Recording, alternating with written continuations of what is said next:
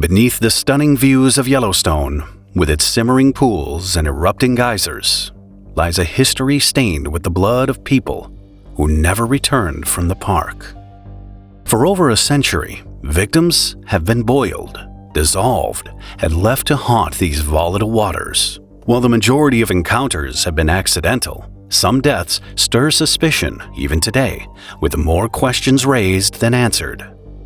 Every year, millions of people are drawn to Yellowstone's hydrothermal features, mesmerized by the spectacular display of the Earth's fiery energy. But for the unlucky or reckless, one slip is all it takes to experience their lethal heat firsthand in a fate worse than any nightmare. The first documented death was 7-year-old James Joseph Stumbo in 1890, who fell into a hot spring, unveiling Yellowstone's hidden hazards. But this first recorded tragedy was just the beginning of a brutal legacy. More than 20 visitors have lost their lives to scalding encounters with seemingly tranquil pools and ponds.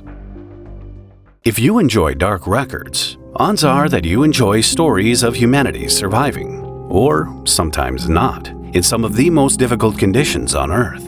So today, I'd like to recommend one such story, a horror fiction podcast and YouTube channel set within the chilling polar night of Svalbard, the White Vault. It's an audio story, similar to Dark Records, but with a full voice cast where an international rescue and repair team is sent to discover the source of a mysterious signal at a remote Arctic research station. On their mission, they become trapped and make shocking discoveries lurking beneath the ice. What makes the White Vault particularly unsettling, though, is that you feel like you're actually with the team as they march through the sunless Arctic snowscape. The creators of the show also go through great pains to ensure the scientific, linguistic, oral, and cultural accuracy. You can hear languages like Icelandic, Arabic, Portuguese, Mandarin, and even endangered languages like Manchu and Yiddish. The White Vault also features actual audio from endangered species like polar bears, Andean condors, and more that you won't hear anywhere else. The first story is now available, so you can hear all of the collected records for free without having to wait on new releases. What's really impressive is that this indie show won over 30 awards, but is still created by a 2-person team, plus actors. So, I'd highly recommend you check out The White Vault, however you listen to podcasts or on YouTube. Subscribe now and delve the waiting horrors. In a particularly disturbing incident, a floating foot was found in Abyss Pool in 2022. When a black shoe was spotted bottom up by a park visitor in one of the deepest pools of the park, the responding park ranger found it peculiar. The ranger had retrieved 2 shoe soles in the hot pool just a week before, but his discovery turned out to be even grimmer. While trying to remove the shoe from the water, he thought it was too heavy. That's when he had the shocking realization. Part of what he believed to be bone and human remains was still attached to the footwear, which was missing its sole. Park rangers immediately cleared the scene of visitors nearby, leaving behind only one unclaimed vehicle, an SUV registered to 70-year-old Il-hun Ro. When investigators searched the car, they found Ro's belongings, including his laptop, driver's license, photo album, notebooks, poems, and handwritten notes.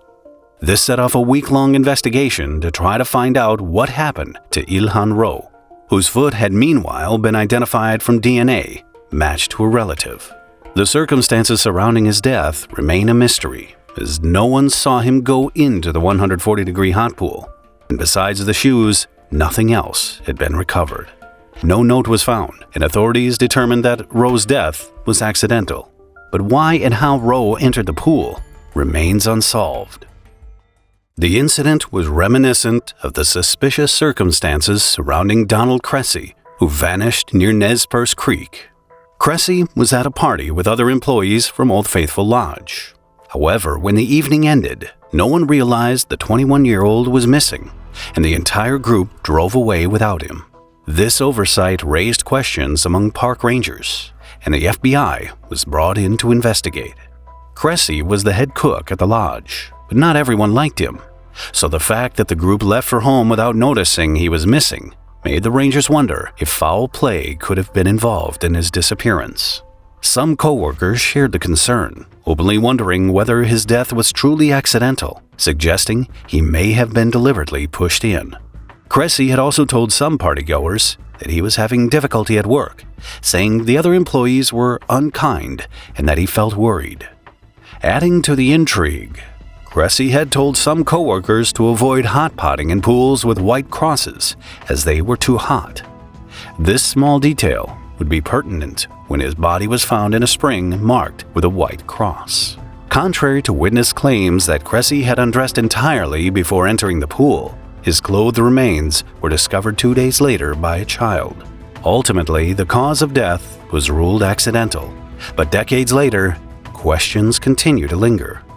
In the now infamous case of David Allen Kerwin, a split-second decision led to horrifying consequences.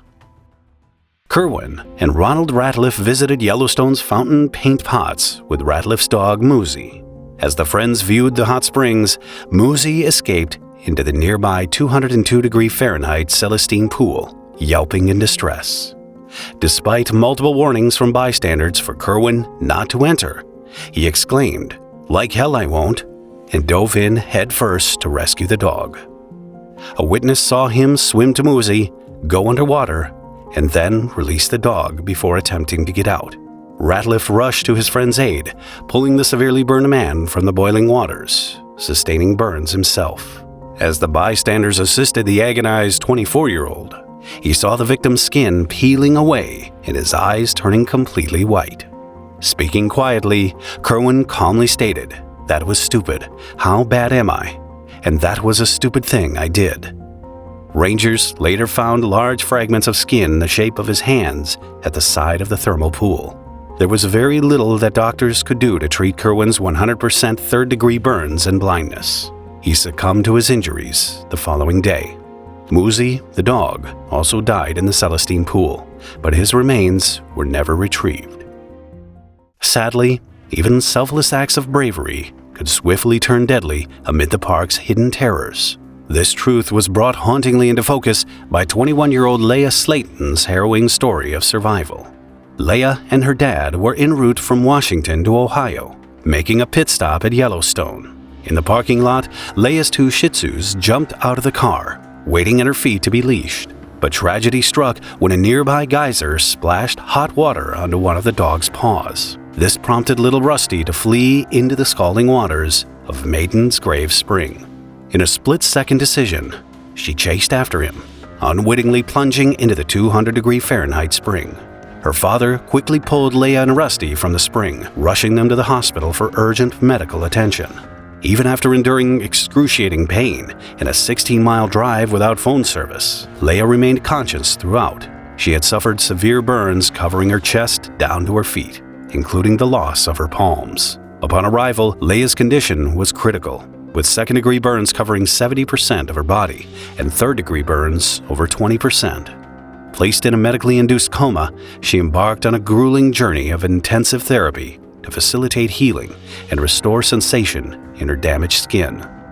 Despite the grim prognosis, the 21-year-old defied the odds, undergoing an astonishing 18 surgeries during her 4-month hospitalization. Tragically, even though the vets tried desperately to save him, Rusty succumbed to his injuries.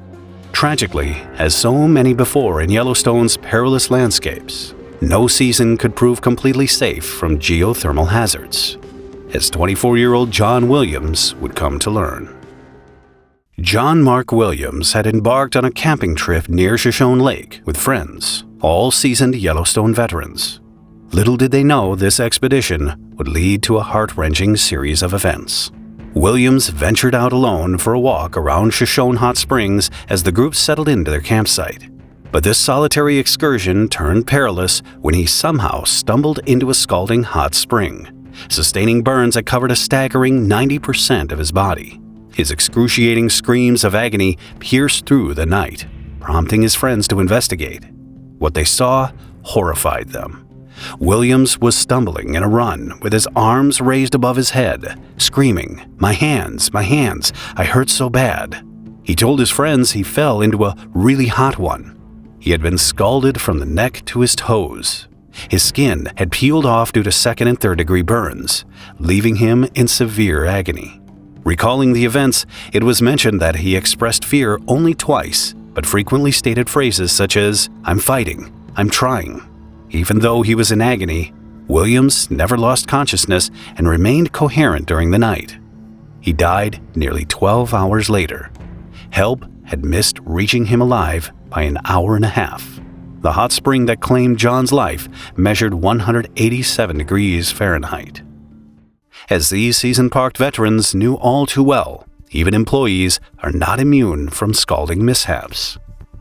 Many students work seasonally in Yellowstone over the summer, finding the experience memorable for developing friendships from across the country with reasonable hours, accommodation, and ample free time to enjoy the park between shifts. That's precisely what 3 employees were doing when they decided to spend their afternoon off, swimming at Firehole River with some coworkers. As the day ended, the group began making their way back to the employee parking lot after nightfall without flashlights. Sarah Hulfers was walking between Tyler Montague and Lance Bucci, holding both their hands as they trekked through the dimly lit terrain dotted with hot springs. Unable to see clearly, they mistook a patch of vegetation overhanging a hidden thermal feature for the riverbank's edge. Without realizing the danger below, all 3 decided to jump across what they believed was a thin strip of water. Unfortunately, the strip was merely plant life clinging to the rim of Cavern Spring, a deep and concealed pool. The soft earth gave way upon landing, and the 3 fell into the 178-degree thermal waters. While the men were submerged up to their necks, Sarah was fully underwater. Hearing the screams, their coworkers quickly returned and found all 3 conscious but suffering severe burns. Though Lance and Tyler extracted themselves, Sarah required assistance before urgent transport to medical care facilities. Despite treatment, Sarah had burns to 100% of her body, which ultimately proved fatal. Just as the lethal dangers continued claiming both visitors and staff, Colin's Scott death showed that disregarding warnings could prove fatal. Colin and his sister Sable ignored warning signs and ventured into a prohibited section of the park, looking for a place to engage in some hot potting. Sable was capturing their adventure on video. When Colin leaned over a hot pool to test the water, he accidentally slipped and fell into the highly acidic hot spring. The 23-year-old could not escape the scalding waters despite his sister's desperate attempts to rescue him. Sable's smartphone continued to record her brother's final moments. Park officials were alerted about the incident and rushed to the scene. They found parts of his head, upper torso, and hands visible in the seething hot spring. According to Rangers' report, a V-neck style shirt was visible, and what appeared to be a cross was resting on Colin's face. Tragically, it became evident that he had succumbed to the extreme temperatures and suffered severe thermal burns. Rescue efforts faced significant hurdles. The volatile nature of the thermal area and an impending lightning storm prevented safe retrieval of the body. When officials returned the following day, a heartbreaking discovery awaited them. Colin's remains had seemingly dissolved, likely due to the hot spring's intense heat and its acidic properties. From the youngest to the oldest, and across decades, these calamities paralleled what one little boy's accident would ultimately address through new safety measures.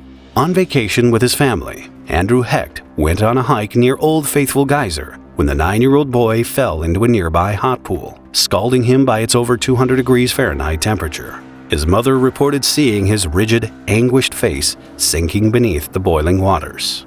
However, this differed from some of the eyewitness reports. Andy's father said he heard a splash and saw his son already in the pool, though he didn't see the fall. But his sister recalled walking behind them as they strolled. She saw him approaching the edge and called out a warning to him, quickly grabbing his hand, but couldn't hold on to him as the steam blocked her view. When it cleared, Andy had disappeared beneath the surface. Others present gave further varying accounts. One witness said she saw the boy suddenly swing around and actively run directly into the spring. His arms held high above his head and his legs moved swiftly. Another witness corroborated this account, maintaining that the child did not trip and instead purposefully ran straight into the pool's center. Reports say only 8 pounds of bone, flesh, and clothing were recovered the following day. With key details disputed amongst those present, precisely how and why the young boy ended up in the springs was left tragically unclear. Andy's parents were devastated and campaigned vigorously for park safety reforms. The Hecks sued for $1 million, settling for $20,000 to form the Andy Hecht Foundation, advocating for new warning signs near the basin pool. Congress ultimately doubled funding for such initiatives. But when people ignore the warnings and take risks, sadly, it looks like these incidents may continue to happen. Watch this episode next if you found this video interesting. Please add a like and leave a comment if you want to support the channel.